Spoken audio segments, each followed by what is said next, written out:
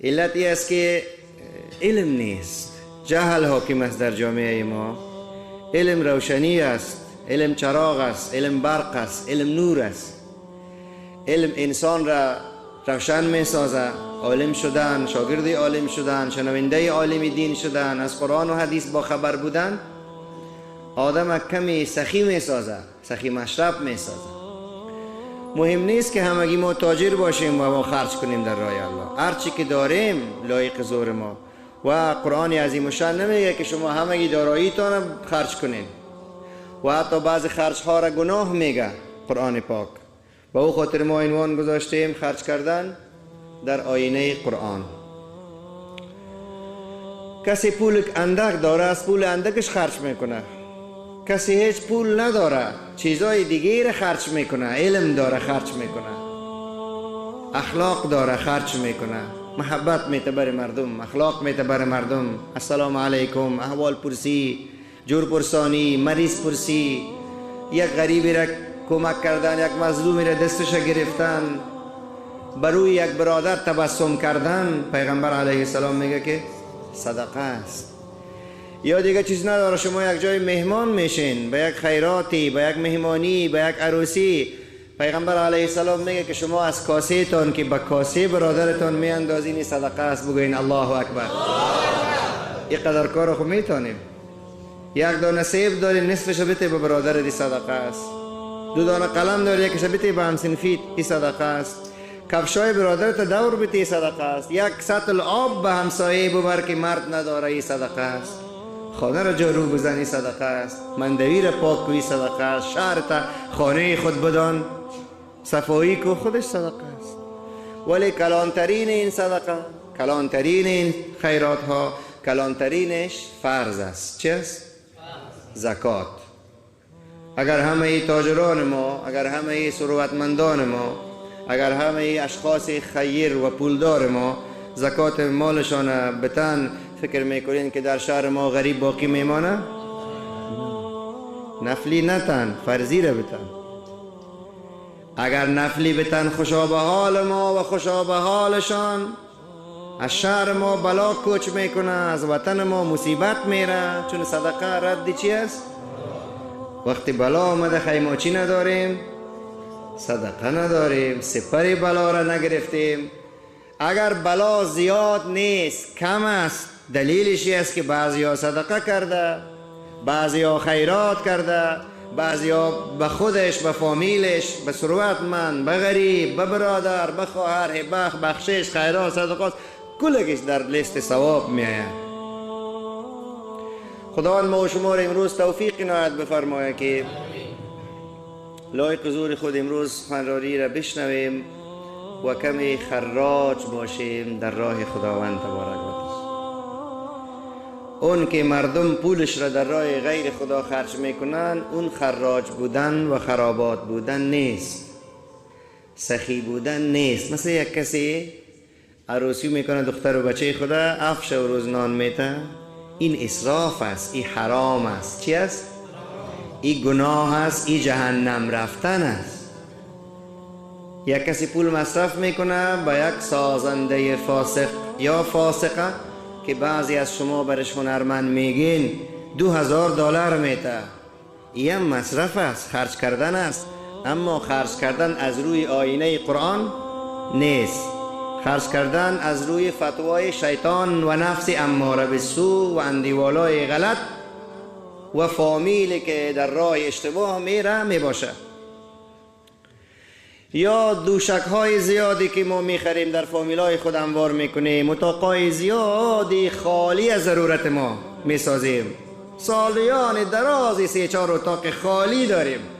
میمون خانه را نمیگو موزیاتی نیست، خانه خوابتان نمیگو موزیاتی نیست، خانه نانتان نمیگو موزیاتی نیست، جای وضویتان نمیگو موزیاتی نیست، خانه عروستان بچه تان نمیگم علایده خانه داشته باشی زیادی نیست. ولی 3-4 منزل زیادی از پهلویش امسایش به کرایی میشینه و این 3-4 منزل زیادی داره. اسراف است، حرام است، گناه است. این خرج کردن اسلامی نیست.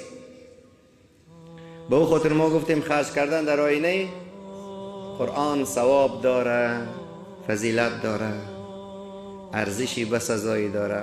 آن قدر فضایل در خود قرآن آمده که اگر همه آیات‌ها به یادم بیه و بخوانم نوبت به حدیث شریفتان نمیرسه.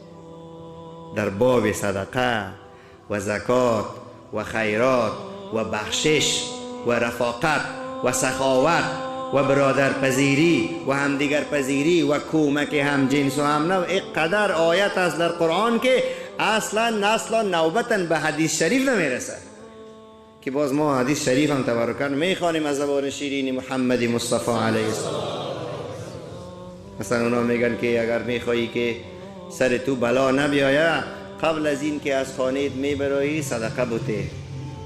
پیغمبر اکرم صلی الله علیه وسلم بلند بود صلی الله علیه وسلم، زیرا بلا بالای صدقه برآمده نمیتونه. و قبل از این که روی موضوع بپیچیم، بزرگترین صدقه، بزرگترین فضیلت، بزرگترین خیرات، بزرگترین زکات، بزرگترین ثواب اولی است که تو به قریبت بخورانی. با کی بخورانی؟ اولین قریب خودت هستی، خودت که برای خودت بروشانی. اول برای خودم. اللهم اغفر لی، خدای اول مرا ببخش.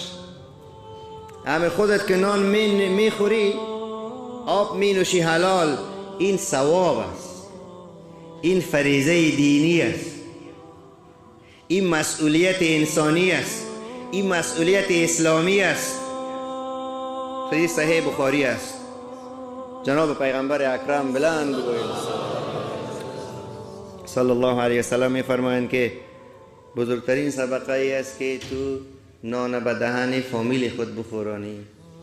نان به دهن فامیل خود. یک معنای گپ که شوهر که به دهن زن نان بتنه، یک معنایشی. معنای جامع‌ترشی که یعنی تو نفقه به دوش هستی، نان فامیل تا ببری. این بزرگترین صدقه است، ثواب است. گرسنگی نکو، خرج کو، اما اسراف نکو. در یک تایم 3 وقت نان نخو، همسایت گشنه است. اگر ما یک طرف پیش بریم بوی مولوی به ما گفت از آیت و حدیث که خرج کو، نو گپ یاد گرفتم، زنت خوب سیر کو، اولادار سیر کو، همسایه غریب در خانه خواب باشه، قوم و خیشت خبر داری غریب از کمک نکنی، این صدقه نیست. پرسان میشه روز محشر. چرا مردم میفهمین صدقه نمی کنیم ما؟ چرا ما شوقی به خرج کردن نداریم؟ چرا ما علاقه به زیاد مصرف کردن در راه خدا را البته میگم، نه او مصرف های بی جایی که پیشتر عرض کردیم. یک برادر در یک فامیل 5 تا موتر، چند دانه؟ 5 تا. در آدرس اسلامی، در روایات حدیث و در آیات قرآن عظیم الشان، ما و شما مالک پول خود نیستیم. مالک پول کی است؟ بگوین الله اکبر. تکرار میکنم، مالک پول کی است؟ این انتحال را فکر میکنیم مالک پول ما هستیم. اوه تو می پونده پولدار، او فکر میکنه است من، نه از تو نیست. در حقیقت مالکی هر شی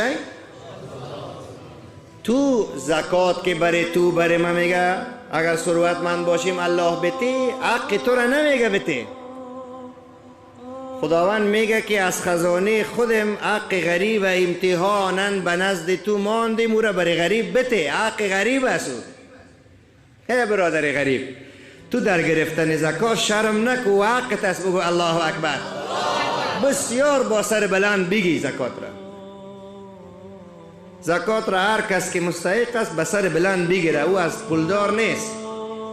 اگر دولت باشه که متاسفانه دولت نیست، مالیه نه، زکات جمع میکنه به زور. زکات از تاجرها روپه حساب میکنه، به زور جمع میکنه که دولت باشه، و به تمام فقرا پس توزیع میکنه. بگوین الله اکبر.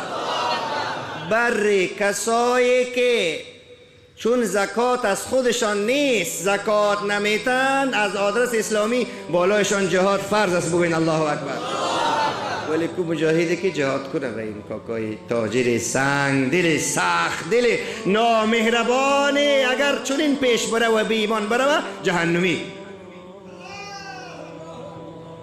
صاحب مال ما نیستیم، صاحب زمین ما نیستیم، صاحب دارایی ما نیستیم. کی ما را نمیمانه، کی ما را تشویق میکنه، کی ما را فرمان میته که نتی پیسیت کم میشه، پیسه از خودت است، با آبلی کفی دستت پیدا کردی. ظالم جان یک کسی نمیگه کفی دست کی پیدا کرده؟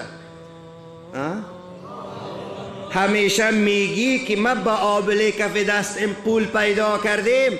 کفی دست کی پیدا کرده؟ ما با هوشیاری و چالاکیم چنان هوشیار تاجر هستم که پول دار شدیم. عقل تا کی پیدا کرده؟ پس پولت عقل دست دارایی دست کی است؟ امام ابو حنیفه تدریس میکرد رحمت الله علیه، پول دار بود نه مبارک. ما مولایی که بی پول هستیم دست خودم است. خداوند ما را هم پول دار بگردان. علمای سابق اهل سخاوت بود. علمای سابق اهل گرفت نبودن بلکه اهل داد بودن. اهل گرفت نبودن بلکه اهل امام بخاری رحمت الله علیه. امام بخاری زمیندار بوده بسیار. حدیث درس می گفت. دیقانش آمد حضرت امام لبیک وقت توزیع گندما شده، حق تانه به کجا بسپارم؟ گو وقت مزایه نکو، کلگش به نام خدا خیرات کن. امام بخاری میفهمی که او فارسیوان است یا ازبک است؟ امام بخاری است. فارسی و ازبکی صحبت میکرد امام بخاری. امروز عرب بر امام بخاری افتخار میکنه. تو برای صوفی یا سلفی مکه و مدینه نام امام بخاری را ببر سرش بالا میگیرن. بخاری امام بخاری را اینقدر احترام میکنه. خداوند ما را هم اهل سخاوت بگردانه. غریب نیست از تو مش کنین بعد از این نگوین. صحیح است؟ همه که ما ثروتمند هستیم ولی در یک سال نمیفهمم کدام از کجای آیات های قرآن شروع کنم. یکیش خواندم براتون. ای کسانی که ایمان آوردین خرج کنین، از سپاره سوم که خواندم، خرج کنین آنچه را که برایتان روزی دادیم قبل از این که روز قیامتی بیاید که در آن روز نه خرید است و نه فروش که تو ثواب بخری و جنت بخری. ولی امروز تو ثواب گرفته میتانی، جنت را گرفته میتانی. بزرگترین چیزی که تو را به جنت میرسانه او سخاوت است. چی است؟ ما از شما پرسان میکنم که در دهها جای قرآن بعد از نماز چی ذکر شده؟ اقیم الصلاة. دوملا سب تلفن دانو گل کنه. و آتوا الزکاة. اقیم الصلاة و آتوا الزکاة. میدانین چی را؟ مسلمانی که نماز بخوانه ولو 5 وقت بخوانه، ولو گفته مولا امام مسجد ما که در جرجمه پیش گفت نماز چه قسم بخوانه؟ خیلی بسیار زیاد آهسته هم بخوانه. اگر بالای زکات فرض باشه و زکات ندهه زکات نمازش قبول نیست. چرا؟ حق بنده را که زیر پای کنی نمازت قبول است؟ نماز ما را از فحشا دور میداد، نماز ما را از منکر دور میداد. منکری از این بالاتر است که دلت به حق غریب بخوری. زکات که تاجر کاکا نمیته، دهقان کاکا نمیته، ثروتمند والا نمیته، حق خودش نیست. او که فشار در جانش میدوه، او که قلنج در جانش میدوه، او که سرطان به حال سر وقت کاکای ثروتمند میآیه، او ناحق نمیآیه. او که از یخنش میگیره حق غریب رفته و از یخنت میگیره. حال کجاست؟ هنوز محشر نشده. هنوز رسول الله علیه السلام میفرمایند که در میدان قیامت شجاع اقرع یک مار است، پشت سر سرخ و رنگ است، از دهنش آتش میبراید. پشت سر کسی میدوه که حق غریب را زیر پای کرده. زکات چی میکنی؟ صدقات بده، بخشش بده، دست برادرت بگی. الشیطان یعدکم الفقر. نه نمیتونم خلاص میشه. کی میگه خلاص میشه؟ شما بگوین. نفهمیدم؟ الشیطان یعدکم الفقر و یأمرکم بالفحشاء. و شما را امر میکنه به بی حیایی. دیگه چی است؟ والله یعدکم المغفرة. و الله تبارک و تعالی بر شما دو چیز وعده میکنه، فضل را و مغفرت. مغفرت شیطان خوب بی حیایی را، خداوند مغفرت. شیطان بی پولی را، خداوند پولدار شدن وعده میکنه. بگوین الله اکبر. زکات بده پیسه دار شو، صدقه بده پیسه دار شو، بخشش بده پیسه دار شو. تو به شخص نمیدهی، من به شخص نمیدهم، به کی میتم؟ یقین کنین که شما به دست خداوند میدین. بگوین الله اکبر. کی گفت؟ رسول الله صلی الله علیه وسلم. و شما که میگین الله گفتم، صحیح است. گفته او گفته الله بود. زیرا الله میگه جل جلاله که و ما ینطق عن الهوا ان هو الا وحی یوحى. آنچه که رسول الله میگه بلنظر ذکر صلی الله علیه وسلم وحی جلیس یا خفی. جلیس قرآن، خفیش حدیث مبارکش. او میگه که 1 روپه که تو صدقه میکنی امیر خداوند به دستایش میگیره بلاکت. بگوین الله اکبر. 1 روپه تا میگیره کلان میکنه. ما یک گپ بزنم خندیتان نگیره. کسایی هست چندین سال شده یادش نمیه که 1 روپه به نام خدا داده باشه. یادش نمیه، فکر کنه نمیه. کسایی هست که چنان شیرینی زکات را، صدقات را، ما زکات بالای ما فرض اکثر ما، صدقات بخشش میدانه که فکر میکنه که ما شما چی وقت میگیرم شیرینی صدقه به یادش است. چی وقت من دیقانی خود جمع میکنم که عشرش میتم شیرینی رضای الله به یادش است، شیرینی فرمان رسول الله به یادش است. ای برادرای بزرگوار و خواهرایی که صدای مرا میشنوین، این گپ غلط است که مردم بگویند رسول الله فقیر بود. بگوین اول صلی الله علیه وسلم فقیر نبود، دارایی را نگاه نمیکرد رسول الله صلی الله علیه وسلم. مال غنیمت کجا میرفت؟ یک حق به رسول الله بود. مال غنیمت خانه‌اش پر از طلا و نقره بود همیشه، ولی یک شب نگاه نمیکرد رسول الله صلی الله علیه وسلم. مال ابوبکر صدیق که خود غلام رسول خدا میگرفت، فکر میکنید که همه شب به دامن رسول خدا نمیانداخت؟ امی تو که ابوبکر نیست و عثمان نیستی، یک بنده گناهگار هستی، ما دارایی داشته باشی، اگر رسول خدا زنده باشه نمیتی کلگش به دامن رسول خدا؟ تو صحابه نیستی هنوز، میتی اینقدر عشق داری. او صحابه است، شاگردان بالمشافهه رسول کریم علیه السلام، ولی پیغمبر علیه السلام نگاه نمیکرد. روزا شکم گشنه، حلق مبارک تشنه، بیبی فاطمه گرسنه. بیبی عایشه میگه، حدیث صحیح بخاری است، مهتاب که می برآمد 30 روز پوره میشد. تا 30 روز حساب میکردم در خاندان محمد مصطفی دود دیگ نمی برآمد. چی میشد این دارایی؟ بیاییم که دین را شیرین شیرین جذب بکنیم، دین را درک کنیم.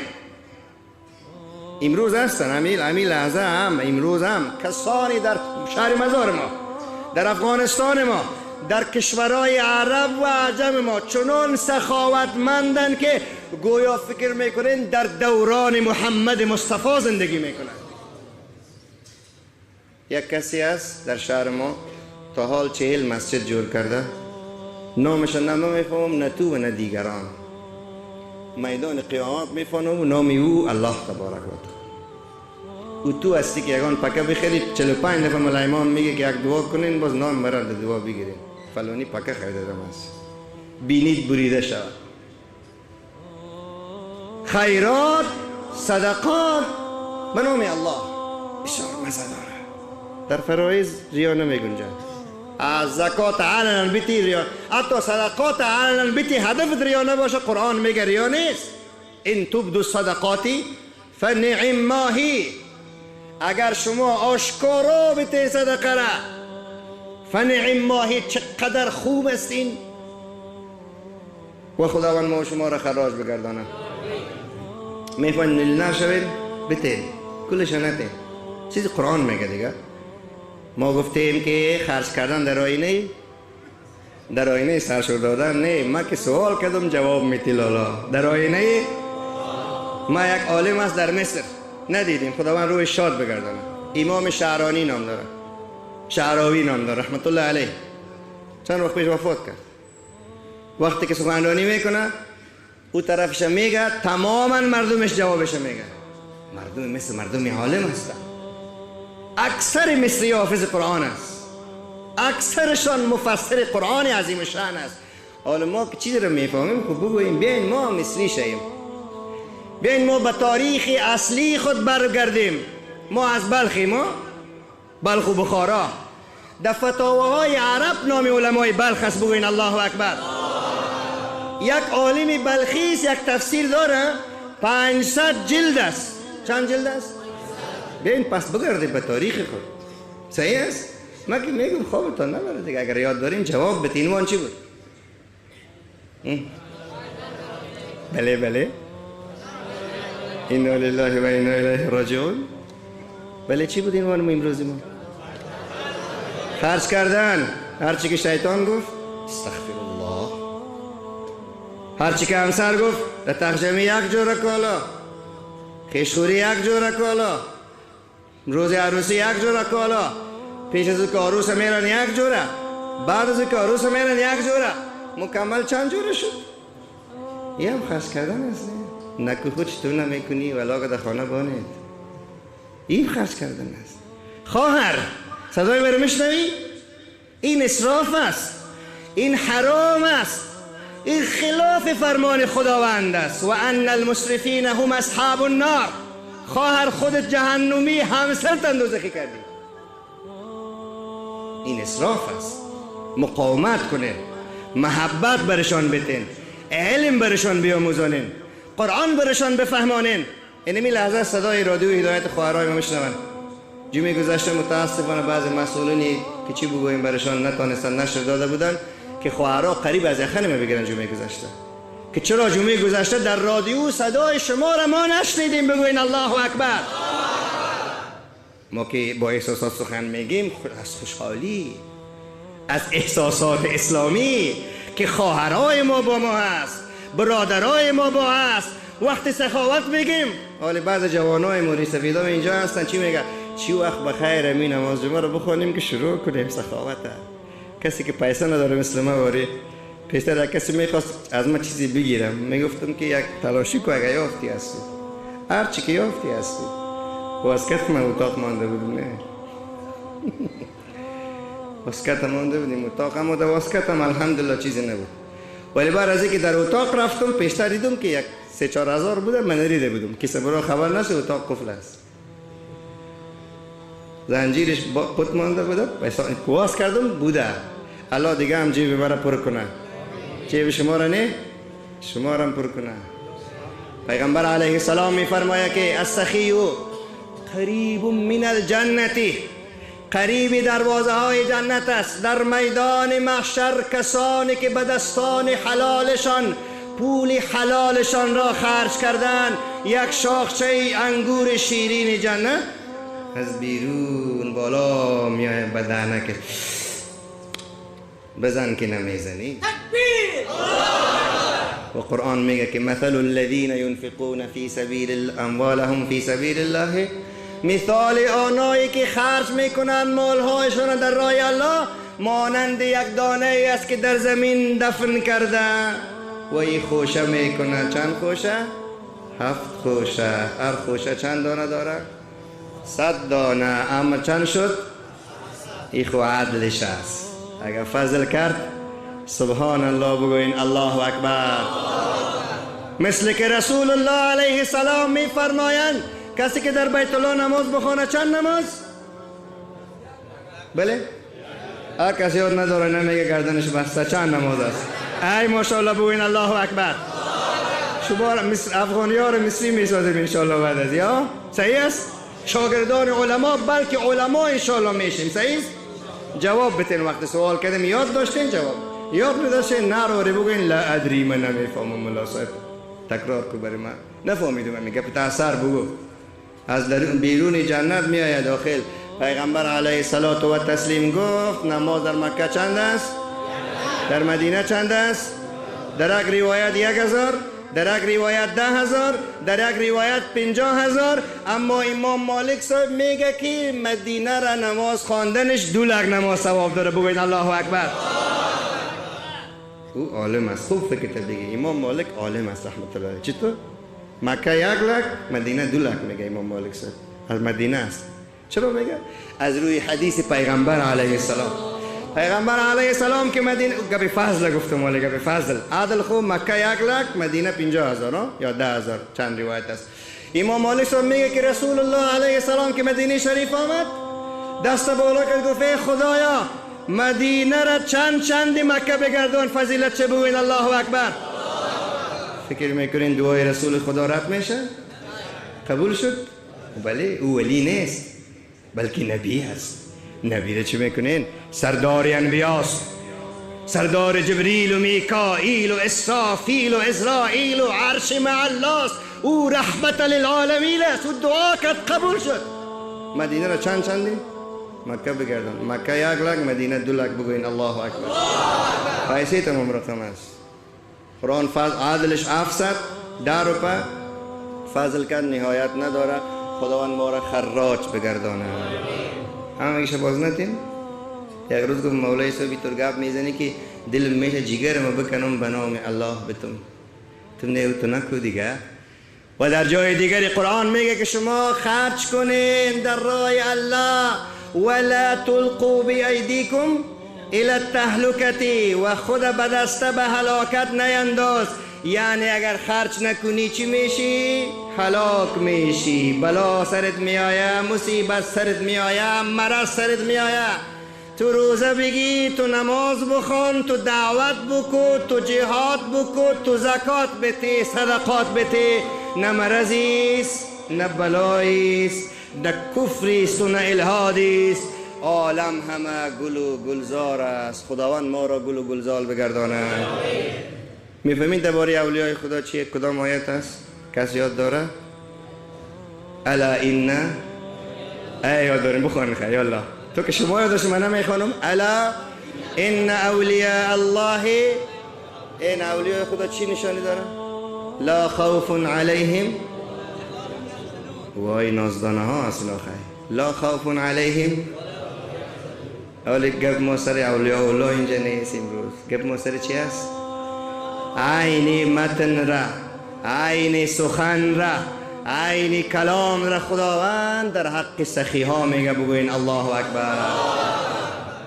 کسانی که خرج میکنن مالایشان را باللیل و النهار سرا و علانیه، به شب و به روز و خصوصی و عمومی مالشان را در راه الله میتن بگوین الله اکبر. فلهم اجرهم عند ربهم. پس برای این سخی ها، زکات دهنده ها، بخشش کننده ها، صدقه دهنده ها اجرشان پاداششان به نزدیکی است الله. فلهم اجرهم عند ربهم ولا خوف علیهم ولا هم یحزنون. پس اهل سخاوت اولیای خدا هست. بگوین الله اکبر. خدا را ما را دوستایش بگردانه. این پول که هست بسیار شیرین است. ایره که کنده بتانی از دلت تو که ولی نمیشی خیکی ولی میشه دیگه. پول بسیار شیرین است. وقتی که پول را از قلبت میکنی و به نام الله تبارک و تعالی میتی تو دوست خداوند هستی. خداوند ما شما را دوستاش بگردانه. اما در جای میگه که اینطور نکنی که قرآن عظیم و شان همگیش بگیری و بیتی ولا تبسطها كل البسط فتقعد ملوما محصورا. همگیش بگیری که ملا صاحب تبلیغ کرد بسیار مزه داد، پیسی کچالو را، پیاز، گوشت، لوبلا را، روغن، نمک، کلگیش این میشه که برآمدی به نام خدا بیتی جل جلاله بازمت خانه که رفتی پریشان یارت بگه اوه ما خودی چی خانه ناوردیم، پریشان شوی زنم که خلطه را کلید بزنه. قرآن میگه که ولات یا فلا تبسطها کل البسط، پس باز نکو دست ای قسمی نگی کلگیش میگیرن از پیشت، ای قسمی دستای تا باز نکو همگیش خلاص میشه. بعد ملامت میشی به نزد شرع و به نزد مخلوق، گرچند که به نزد خالق ملامت نمیشه، ولی شریعت قانونی معتدل است، نمیمونه افراد کنی، گرچند که خالی از ثواب نیست ولی قانونی معتدل است. جناب رسول کریم صلی الله علیه و آله و صحبه و سلم در خانه نشستگی بود، دروازش دق دق شد. بته به نام خدا جل جلاله باز کالایشان داد، یک کالا در تن در جانشان بود، در بدنشان. باز دوباره تق تق کرد، پهلوی خانهشان یک جهودی زندگی میکرد، دوباره تق تق کرد. و مادر میگه که پیغمبر شما بسیار خود سخی میگیره، همو کالایی که در تن دارین او را کشیده بیتین از تنتان. او لن تنالوا البر حتی تنفقوا مما تحبون. هرگز به مقصد نمیرسین، هرگز به قبولیت نمیرسین، هرگز به نیکی نمیرسین، هرگز به جنت نمیرسین، هرگز به رضای الله نمیرسین. چندین تفسیر تا یکی شیرین ترین مالتان در راه الله خرج نکنین. یا رسول الله کالای جانت بکش بر من، مادر میگه بته. رسول الله علیه السلام گوشه شد، خود گوشه کرد، دیگه کالا هم نیست، وقت نماز هم است، لباس کشید داد. یعنی آیت نازل شد، پیشتر خواندیم این آیت نازل شد. حضرت علی رضی الله عنه رفت با بازار 2 تا کالای خرید. علی که فقیر است مبارک، از کجا پیسه پیدا کرد؟ کالا را خرید، آورد بطن رسول علیه السلام پوشان. در جریان راه بود که یک کسی اعما صدا کرد بته به نام الله. حال ما نماز رفته رئیس، بته به نام الله، چشمایش کور است. 2 کالا بود، یکیش نو یکیش بطن. کالای نو حضرت علی صاحب داد، گفت نه این کالا بوی رسول خدا را نمیته. او نپوشیده نه، کالای بدنش بگو بته بکشه از جانش، کالای بدنش بکشه. رسول الله بته مود مبارک گوشه کرد، کالای جدید پوشید، کالای کهنه را کشید. کهنه‌ای که نو خریده بود 1 ساعت شده پوشیده. او اعما گرفت، به دستایش گرفت، بعد به طرف آسمان بلند کرد، گفت پروردگارا این کالا را چند دقیقه میشه رسولت پوشیده، اگر این واقعا رسولت است که هست، چشمای من پروردگار بینا بگردان. بل چشمایش واز شد، بگوین الله اکبر. بعد دوید و به دستای رسول خدا انداخت، گفت قربان این قدر بیادب نبودم، خواستم که چشمایم باز شد. از کدام طرف بگویی؟ خداوند ما شما را سخی مشرب بگردانه، الله ما را اهل صدقه بگردانه، الله ما را اهل داد بگردانه، نه تنها اهل گرفت. آیات‌های زیادی از در قرآن عظیم الشان، آنهایی که خرج میکنند برای دریافت طلب رضای الله تبارک و تعالی و خالصانه برای الله تبارک و تعالی، اینا گویا در جای زمین دارند در تپه های بلند. مثل الذين ينفقون اموالهم ابتغاء مرضات الله وتثبيتا من انفسهم كمثل الجنة الذي، مانند جنتی است که در یک جای ربوه و بلند است، تؤتی اکلش خوردنیش 2 بار میته. چند بار؟ حتی اگر باران به این آدم مخلص هم نرسن، شبنم هم برش کفایت میکنه. خداوند ما شما را همین گونه بگردانه، الله ما شما را میلیونر بگردانه، میلیونری ثواب و میلیونری پول حلال. شما به خاطر دارین که پارسال گفته بودم یک تاجر بود همیشه ضرر میکرد از تجارتش و به نزد مفتی تقی عثمانی رفت که چند روز پیش مورد حمله قرار گرفت و خداوند ذوالجلال حمایتگر حقیقی نجاتش داد و نگاهش کرد و خداوند دیگه هم عمر طولانی برش نصیب بفرمایه و علم برکت و عمل و سخاوت برش نصیب بکنه. این تاجری که نو از گناه توبه کرده بود به نزد مفتی صاحب رفت، گفت صاحب ما دو شریک هستیم همیشه ضرر میکنیم، چی کار کنیم مفتی صاحب که فایده کنیم؟ چند شریک هستیم؟ بله؟ یعنی ما عراق نکردیم شما بیدار هستیم، ما عراق نکردیم شما بیدار هستیم. چند شریک هست؟ عراق ما کردیم گنگس شما شدیم. چند شریک هستیم؟ دو شریک. کی گفت؟ یک تاجر پاکستانی به نزد مفتی تقی عثمانی، مفتی تقی عثمانی رحمت الله علیه گفت شما یکی دیگر هم شریک کنین در زندگیتون. یکی دیگر هم چی کنین؟ در زندگیتان، در شراکت تجارتتان شریک بکنین. اینا گپ را نفهمیدن، رفتن و پس آمدن مفتی صاحب ما دو نفر هستیم ضرر میکنیم، اگر سه شیم بیشتر ضرر میکنیم. گفته او کسی نیست که او انسان باشه و مخلوق باشه. شما ذات ذوالجلال در فایدهش یک جای کنین. هر سالی که فایده را جدا میکردین، یک حق شما، یک حق شریک شما، یک حق فی سبیل الله. باز اگر پولتان جمع کرده توانستین بیاین مفتی شفیع تاوان شما را میته بگوین الله اکبر مفتی تقی. آلی او آدم در هر شهر پاکستان تجارت خانه های زیاد داره، ولی متاسفانه چند وقت پیش او جوان هم وفات کرد، روحش شاد و یادش گرامی باد. آل نور سخاوتش، نور فضیلتش، نور عبادتش به سر وقتش میرسه. خداوند ما و شما را هم اهل سخاوت بگرداند. سخاوت غریب و بای نداره. ما تنها به بای ها نمیگیم.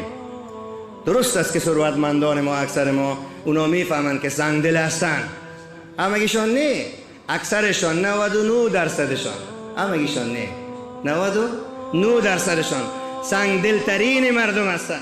حتی بزرگای دین آدم را منع میکنه که با انسانای ثروتمند چند لحظه بشینی، میگه نشی به همراهشان.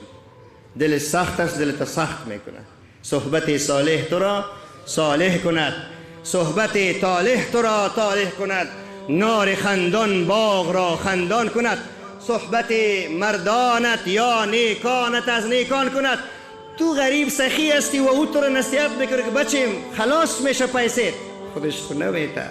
تو را میگه بچیم ما که پولدار شدیم جمع کردیم، حق خود امام از خودم، حق تمام همسایه های امام از خودم کردیم، به این خاطر جمع کردیم. اما فردای است امام زین العابدین هر شب خواب نمیکرد، بوجیر میگرفت به پشتش نان پر میکرد. باز خانه های غریب ها را خبر داشت، تق تق تق در اوتنه که غریب پیش اینا بیایه، اینا پیش غریب میرفت، غریب پیش ما میایه، ما روی ما را دور میتیم. به مخاطر در میدان محشر خداوند تبارک و تعالی میفرماید کسایی که پیشانیش ترش کرده به غریب فتکوا بها جباههم، پس در میدان محشر داغ کرده میشه پیشانی های کسانی را که به غریب پیشانی ترش کرده. اگر داری بتی، نداری قول معروف و مغفرت خیر من صدقه یتبعها اذى. سخنی نرم بزن. قول معروف و گذشت و بخشش بهتر از صدقه ای است که منت بکنی. فتکوا بها جباههم و جنوبهم و پالوش، او پالوش دور میتنه. یکی خوب سایلین حرفوی از گپ اینا علایده است، اینا خوب از ما و شما که بازشان پولدار است ماشاءالله. یکی واقعا مستحقین از پالوش دور داده. فتکوا بها جباههم و جنوبهم و ظهورهم و پشتشان را، بغلشان را، پهلویشان را. بعد خداوند میگه این آن چیزی است که شما جمع کردین، امروز براتان آتش شده. الله بی‌نیاز ما و شما را توفیق بده و ما را از بخیلی دور بگردانه. پیغمبر صلی الله علیه و سلم میفرمایند که کسی که بخیل است قریبی دروازه دوزخ حشر میشه. شما آیات قرآن شنیدین که و ازلفت الجنت للمتقین، از قبر که خیز جنت بالای قبرت است و نزدیک کرده می جنت برای متقیا. و پیغمبر گرامی هم گفت بلند بگوین که اوه صاحبی ملاقه میمونه که همه ایتان نگوین صاحب. یک بار دیگه هم صلی الله علیه و سلم که سخی قریب دروازه جنت است. خداوند به ما و شما سخاوت را توفیق بده. حتی شما در خانه هستین غریب هستین، خیره لوبیا پخته کردین، دو سه بچگه کتان بیداره کتان خواره کتان نشسته، همینجا ناگهان است که هم صنفی بچه تان میایه، صنف 6 صنف 7 صنف 2 دخترک همسایه که با خود دخترک شما اندیوالو چی میگن؟ رفیقه است فلانی جان است، یک دفعه طرف ملوبلا غریب است خیر میبینه، تو دیگه به دلت میگی که این ظالم عالی میخواه که به ملوبیای ما شریک شد. بخیل هستیم، بخیلی بسیار زیاد است برادرای عزیز. پلاو پخته میکنیم ما در عروسی ها، پیغمبر علیه السلام من میکنه بگوین الله اکبر. میفهمین امر به چی میکنه؟ میگه شوربا کنین، پلاو نکنین، آبش زیاد بیاندازین. میگه رسول خدا میگه بگوین الله اکبر. یک کاسه به همسایه بده، ولی وقتی که تو داشی میکنی و کباب هم میپزی، تعداد کم خبر کنین که نان بسیار مصرفش بالا شده، تعداد زیاد خبر کنین، خوش شوله پخته کنین، پیشانیتان ترش نگیرین. و به خیرات های رفتیم. شما رفتیم؟ به بعضی هتل ها رفتیم؟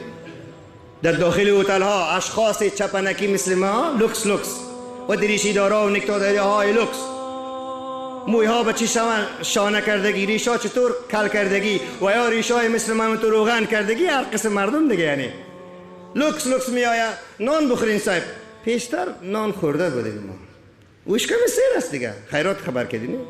نان بخورین صاحب، حیزه هستم، نان شو زیاد خورده بودم، 3 چیز خورده بودم. شاید شما خو اینا نان نمیخورن زید صاحب، ما خو احمد و محمود نمیگم، نان مبارک رسول علیه السلام است.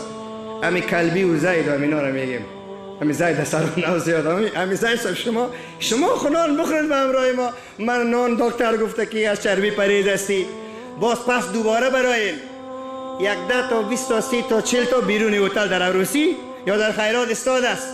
دخترکای 7 ساله، 12 ساله، 15 ساله، چادری چی میگه، پاره حجاب تکه، گردنک پت، کاسهش خالی، چای صبح نخورده، شب نان نخورده.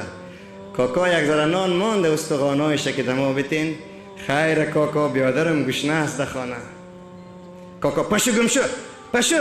کاکا خو باز یگان تاش مسلمان خواهدی نیست، آذربایجان است ماشاءالله، پیکاوالا راکت پشو که به خدا که میفهمی که خود، ولی خوب میفهمم. باز میدان محشری هست، فردای هست، رسول الله هست، محمد رسول الله است، ذات ذوالجلال است که رسول الله را فتا فراموش میکنی و او صدا میزنه در محشر که لمن الملک اليوم لله الواحد القهار. اوجا بازی طفل زورش میبینی، این یتیم را باز قهرش میبینی. برادرها از من خفه نمیشن، وکیل صاحبا نمیشن خفه نه؟ اگر خفه شوانم بلاده رانی بیت نمیگه، خدا توفیقشان بده. دمی کمپاین ها چقدر مصرف کرده باشه. بله ما قبل از کمپاین ها هم برشان گفتم که ما اشتراک الحمدلله نکردیم، در منبر از طریق رادیو و تلویزیون گفتم که او وکیل صاحب حتی اگر میخواین که وکیل شوین غریب کمک کنین وکیل میشه. ای غریب دعایت میکنه نه؟ یتیم دعایت میکنه وکیل هم میشی. اما تا را معلوم نیست. چی میگه کمیشنر؟ هر کمیشنر که تعیین میکنه او دانشجوها رو باز میکنه، هر کدامش که تعیین میکنه او دانشجوها رو باز میکنه. الله به اینا رحم کنه. در کشور ما وقتی رحمت میریزه، وقت صلح می آید، وقت آرامی می آید که در این کشور انسانیت و اسلامیت واقعی بیاید. والله آنچه که من معلومات دارم از قرآن عظیم الشان که 10 تا براتون خواندیم و از حدیث پیامبر بزرگ اسلام زمزمه کنین صلی الله علیه وسلم، اگر هرچی نماز و روزه و حج بخوانی و هر نوع عالم بزرگ و دعوتگر و مجاهد باشی، اما اگر همسایت گوش نبود هیچ کدامش قبول نیست. این علمایتان، این قرآن، این حدیث قبول نمیشه به دربار خداوند تبارک و تعالی. الله عبادت سنگدل قبول نمیکنه. الله ذات رحیم است، رحم دل دوست داره. الله ذات غفور است، غفران والا را دوست داره. الله ذات مهربان است، مهربان دوست داره. ما با وجودی که از بعد ژورنالیست‌ها همیشه شکایت میکنم از تلویزیون ها، سریال ها و فیلم هاشون، ولی یک کاری که از ژورنالیست خوب میستایم بگوین الله اکبر. که چند روز پیش در شهر مزار شریف با یک بچه که اسپندوت میکرد مصاحبه گرفت. شما شنیدین؟ او بچه یک میشرمید او نمیتونه بگه من غریب هستم، من پدر ندارم، من مادر ندارم. او مصاحبه میگه چرا مکتب نمیخونی؟ به این خاطر نه و او بچه خیر ببینه، به ژورنالیست خیر ببینه. مصاحبه گرفت چرا مکتب نمیخونی؟ مکتب که بخونم نان مادرم کی میده؟ خوارکای خورد دارم بخونه، 30-40 روپیه پیدا میکنم، 2-3 توتا نان به اونا میخرم، اونا از گرسنگی میمیرن. کجاست اهل سخاوت؟ کجاست اهل صناعت؟ کجاست اهل سیاست؟ کجاست اهل تجارت؟ کجاست آن قلدرهایی که مالیه گرفته جیبایشان پر کردن؟ حتی افغان بیسیم روشن خب بیخی فسادشان بیخی برام شما شنیدین؟ اطرا کجاست؟ تو اطرا کجاست؟ اطرا در قبر گور بابی ماست. اطرا رو میفهمید شما کجاست اطرا؟ اون در بدری پیش شد و او بچه را یک شرکت ترکی، یک مکتب ترکی گرفت و رایگان تحصیل میکنه. بگوین الله اکبر. چرا افغان کجاست که ترک میآید؟ برادر ترک من خیر ببینه.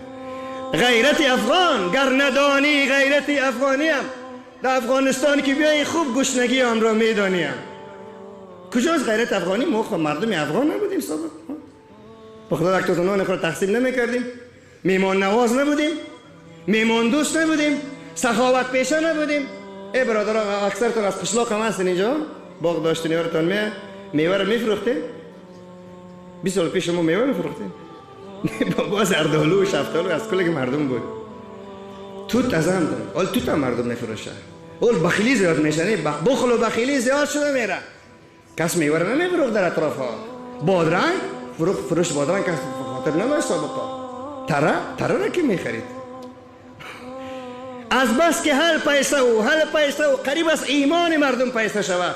آیا بر ما واجب نیست که گپا را بگوییم برادرای عزیز؟ خداوند ما و شما را توفیق عنایت بفرماید. ور خطا نشیم، مایوس نشیم. اگر کم داریم، اگر کلان، چی کنیم؟ شروع کنیم. ابوبکر صدیق پولدار بود؟ بله؟ سخاوت میکرد. عمر فاروق غریب بودم؟ سخاوت میکرد. عثمان غنی پولدار بود؟ سخاوت میکرد. رفت که جمع کرد 40 شتر. چقدر؟ 3 سکت مالش او قربان سخاوتی این نازنین شام. 3 حصه 40 شتر قطار به حضور رسول خدا گفت قربان اینه. پدر و مادرم فدای چه و مال چی است؟ 40 شتر. یک بار بود که از راه دور شترهای زیادی بی حساب می آید. میدانین کیست؟ ابوبکر صدیق رضی الله عنه. مگی داراییش جمع کرده، یک گل میخ به خانهش نمانده، به حضور رسول الله آورده، ولی بری رسول الله ناورده، برای کسی آورده که او کس امروز هم حی قیوم است. کیست او؟ الله اکبر. بگوین بلند الله اکبر.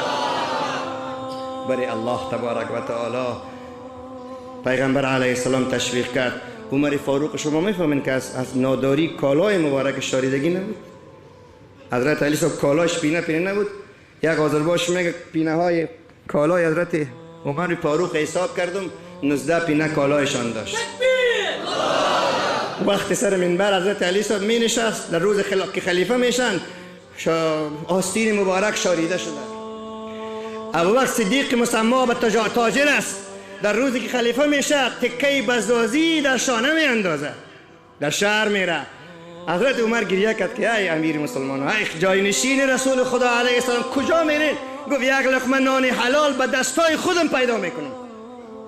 حضرت عمر صاحب باز بسیار فشار آورد، زاری و حضور کرد، نگذاشتش. عمر فاروق که روده های مبارک قرقر میکرد، بعد به طرف روده خود میده میگفت ای روده سر و صدا را انداز، خیر که خلیفه و امیر اسلام باشی، تا که شکم همسایه ها سیر نشوه برات نان نمیتون.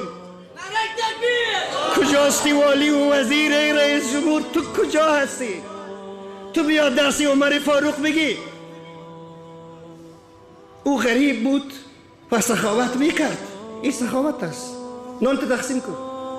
خیلی که غریب هستی. کراچوان باش ولی اهل سخاوت و اهل داد باش. خداوند ما شما را اهل داد بگردانه. از صدای دور صدا می آید.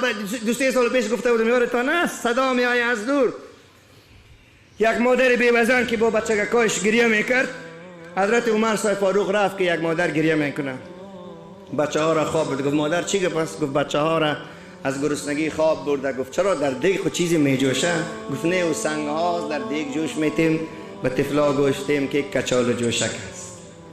طفلا را تسلی دادیم خواب کنن. ای کاکا خدا انصاف بده، امیر مسلمان ها را زن میگه نمیشناسه که عمر فاروق است. دختر رفت به خانه، کدام یک چاره کار داشت یا نداشت، خانه غریبانه دیگه. دختر حضرت علی صاحب زن حضرت عمر فاروق است، فاطمه صاحب و یک دختر دیگه شان زن حضرت عمر فاروق است. با پشتش گرفته تا خیمه را آوردن، دیگ پخته شد، حلوا، تفلکا خوردن. بعد این تفلکا میگه به مادرش مادر به می کاکا و مادری که اینجا آمده سخاوت پیشه هستن، با وجودی که از رنگ و روخشان فهمیده میشه که غریب هستن، مادر کالای حضرت عمر شاریده است ولی غریب سخاوت نمیکنه. همیشه ما مفتی ما را زدیم، ما ملاها خو بیخی مفتی خود زدیم، ما خود تمام نقایق میگم کس خفه شو نخوش برای خوشی الله تبارک و تعالی. همیشه ما مفتی همه دیگر را بودیم، بیا که ما اول شروع کنم، بیا که شما اول شروع کن. چی گفتیم برادرای عزیز؟ اگر شروع بکن دستا بالا با نعره های الله اکبر، 3 بار الله اکبر، الله اکبر، و دنیا تیر میشه بزرگوار، دنیا تیر میشه. همین میمانه که هست، همین که به نام خدا میتی هست. رسول علیه السلام داخل خانه شد، بیبی عایشه را گفت گوشت و گوسفند کشته بودیم، چه کردی؟ گفت قربان 3 حصه‌اش دادیم خلاص شد رفت، 1 حصه‌اش مانده. چه قش مانده؟ چه قش رفت؟ رسول علیه السلام گفت عایشه تو نگو، اما 3 حصه‌اش که دادی او مانده، او ثواب شده، نه او باقی شده. او 3 حصه که به نام خدا داد چی شده؟ او مانده برات. او 1 حصه که در شکم مندازی او معنا نداره. روح رسول علیه السلام را خداوند شاد بگردان. تفلکا گفت مادری پدر این سفید که آمده با همسرش و خودش غریب هم از حقش بر ما آورده، دعا کنیم که امیر مسلمان ها شوه. تفلکا هم دعا میکنه و مادر هم در دعاست که خدایا امی کاکا را عوض عمر فاروق مقرر بگردان. او کاکا کی بود؟ عمر فاروق. آن خدر گریان و دعا کرد، والله نشه‌ای که طفل برد گریان کنه دعا کنه، ای چیزی دیگه ای نشه داره؟ ای بچه ها، ای برادرها، ای ریسفیدا، ای خواهرها، اون مود و فیشنه که خواهر میکنه، اون نامحرمی را که برادر میبینه، اون کیفی را که از شراب و زنا و کباب و غیرش میکنه، والله او کیف را نداره. 1 بار کیف کو اشکی دیده یتیم را که تو برش کمک کردی و دست رحمی به سرش کش کردی، 1 ساعت 2 ساعت گریان کرد که صدای مؤذن آمد الله اکبر الله اکبر. زن صدا کرد ای امیر مسلمان ها بریم که از نماز جماعت صبح شما میمانین، مردم منتظرتان است. 1 بار تفلکا و مادری خوب عمر فاروق است. سخاوت لایق زور و مما رزقناهم ينفقون. از آنچه که ما روزی دادیم خرج کنن، میگه خداوند تبارک و تعالی. ما هم اشتیم که چند تا تاجری که خوب نامشون امونا بته، امونا هیچ نته تو بته ما بتون قطره قطره دریا. این مسجد را اکثر غریبا جور کرده است. این مسجد 4 منزل تون میبینین، این میره باید جور نکرده بگوین الله اکبر. این میره 10 روپیه که شما روز جمعه دادین، این منزل 4 منزل جور شده. خداوند سخاوتتان قبول بگردانه. تمام مدارس در افغانستان این مردم که تمویل نمیکنه، این مردم ما، خداوند به این مردم ما خیر بده.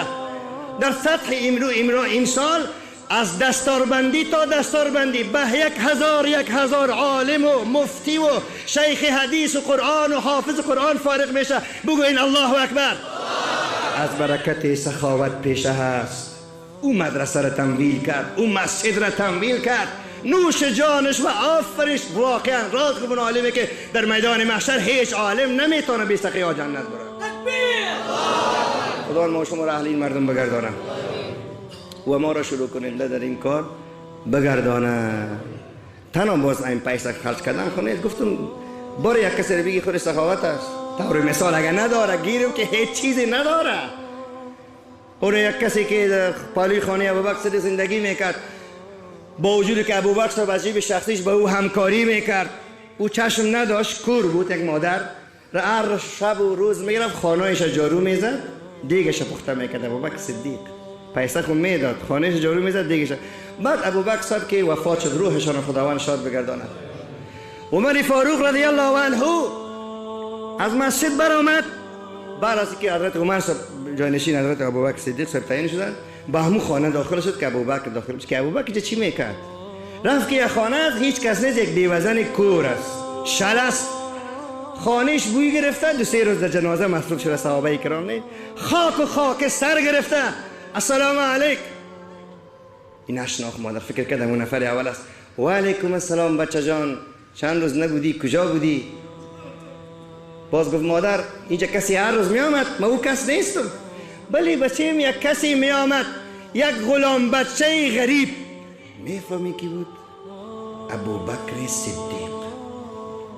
خانه من جارو میزد، آبی وضو بر من میداد، نان پخته میکرد، بعد خداحافظی میکرد، درهم و دینار به دامن میانداخت و میرفت. مادر میفهمی او کی بود؟ گفت نه بچم. گفت او ابوبکر صدیق بود. من غلام ابوبکر هستم، خونام من برات نمیگم، بعد از او وظیفه به دوش من است مادر. من این کارا میکنم، پیسه خونه دارم، برات همکاری میکنم. این سخاوت، این محبت. گفتی انگلیسی دانا the time is finished.